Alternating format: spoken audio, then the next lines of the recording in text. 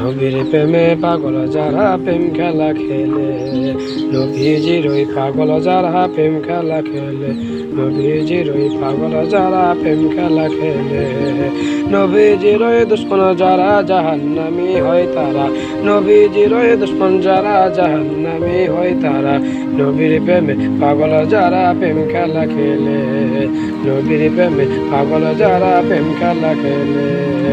কালো হাবশি বেলালে, কালো হাবশি বেলালে বাস্তব আলো ওই নবীজিকে, কালো হাবশি বেলালে বাস্তব আলো ওই নবীজিকে। নবীর প্রেমে জীবন দিল নবীর যুদ্ধে, নবীর প্রেমে জীবন দিল নবীর যুদ্ধে। সাদ ইবনে পাগল ছিল নবীর প্রেমে জীবন দিল, সাদ ইবনে পাগল ছিল নবীর প্রেমে জীবন দিল।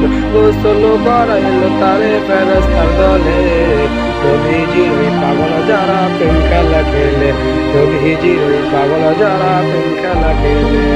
হামজা কলিজা ফাটা অবস্থায় আল্লাহর দরবারে উঠবেন, সাহাবায়ে কেরাম রক্তাক্ত দাগ নিয়ে আল্লাহর দরবারে উঠবে, তখন নাদুস নুদুস চেহারা নিয়ে আল্লাহ রসুলের সামনে কিভাবে দাঁড়াবেন? প্রয়োজন হলে জেলে যান, প্রয়োজন হলে মার খান, এই মাজারের বিরুদ্ধে কথা বলুন, এই সব ভণ্ড অলিদের বিরুদ্ধে কথা বলুন। বাইরের দেশ থেকে সাজাইয়া মূর্খ এক লোককে এনে নাহনুমায় শরিয়াত বানানো হয়েছে এই দেশে। লেখা জানে না, পড়া জানে না, ইলেম নাই, কালাম নাই, তার নিজের দেশের কেউ তাকে চেনে না। মানুষদেরকে ধোঁকা দেওয়ার সুযোগ আর নাই। থামেন, সোজা দেওয়া ধোঁকা দেওয়া বন্ধ করে দিতে হবে। আজ পীর পূজা মাজার পূজায় গোটা দেশ শিরকের মধ্যে মুবতালা হয়ে যাচ্ছে। কথা বলতে হবে, জীবনকে বাজি রাখুন, কথা বলুন। আল্লাহর ওলিরা আসছিলেন, যে জিনিস যত ভালো তার নকল বেরোয় তত তাড়াতাড়ি। পীর মুরিদি খারাপ জিনিস ছিল না। হযরত খাজা মঈনুদ্দিন চিশতি রহমতুল্লাহ আলাইহ একদিকে পীর মুরিদি করেছেন, আর একদিকে পৃথিরাজের বিরুদ্ধে তিনি লড়াই করেছেন, এবং সেই যুদ্ধ করে গোয়ালিয়ার, পান্ডুয়া এবং আজমিরে মুসলিম রাজত্বের সূত্রপাত করেছেন, যা মোহাম্মদ ঘোরির মতো বাদশার পক্ষেও সম্ভব হয় নাই।